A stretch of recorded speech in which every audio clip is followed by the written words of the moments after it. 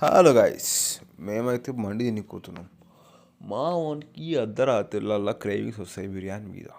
So మనం 11 గంటలకు అయితే మండి తినికి స్టార్ట్ అయినాం. మధ్యలో చూస్తే పెట్రోల్ అయిపోయింది బండిలో.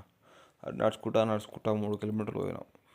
3 కిలోమీటర్లు పోయినాక వాడేమో బండి చౌకా చేసుకొని అట్లనే మెల్ల దొప్పుకుంటూ వెళ్ళిపోయాడు. మేము వెనకాల పోతున్నాం మ్యాచ్ చూసుకుంటా. SRH మ్యాచ్ అవుతుంది. నేనేమో వీడియో తీసుకుంటూ పోతున్నా. వాడేమో నన్ను తీయకన్నా ప్లీజ్ అన్నా అంటాడు.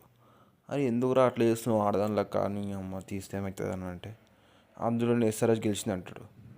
చెరువుని చాప్ పెడితే గద్ద వచ్చి డాష్ అయిందంట.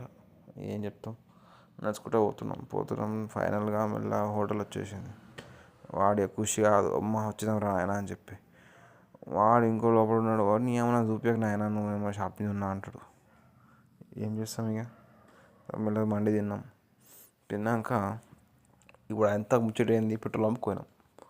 అబ్బా అసలు ముచ్చట ఇట్లా స్టార్ట్ అయ్యింది. పెట్రోల్లో లేదు. అరే 4 గంటలకి పెట్రోల్ అయిపోయింది ఆయన అంటాడు వాడు. మేం చేయాలి ఇప్పుడు?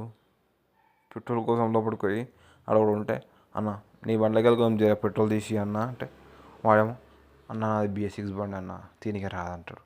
అలా మస్తు బండ్లు ఉన్నాయి కదా ఒక బండికి వెళ్ళి అంటే అరే దీనికి రాదన్న ఫిజికే వాళ్ళు నన్ను వేస్తారు ఏమన్నా అయితే అంటాడు. అబ్బా ఏం చేయాలని అర్థం కాక కూర్చొని వీడేమో అలా అనుకుంటా పోయి అంటాడు. అరే ఈ బాటిల్ తీసుకోవాలి పెట్రోల్ తీసుకురా అని నేను. లాస్ట్ మా వాడైతే పోయేటోళ్ళు వచ్చి అన్న పెట్రోల్ అని ఆపుతున్నాడు. అక్కడ ఒకడు ఆపి ఏం కావాలంటే పెట్రోల్ అన్నా అంటే నా వాళ్ళకి కూడా దీనికి రాదు BS6 అంటాడు. అదే BS4 కదా అంటే BS6 అంటాడు. మళ్ళీ వీడు కూడా ఆపుతున్నాడు. మస్తు ట్రై చేసారు పోరాలు, కానీ ఏడు దొరకలేదు పెట్రోల్. ఫైనల్గా లాస్ట్కి మా ఫ్రెండ్ గారికి ఫోన్ చేస్తే వాడు నేను తీసుకురా నా బండ్లోకి వెళ్ళి దాండి అని చెప్పి రమ్మన్నాడు. ఇక పోయినాం పెట్రోల్ తీసుకొని వచ్చినాం. లాస్ట్కి బెండ పెట్రోల్ పోసుకున్నాం.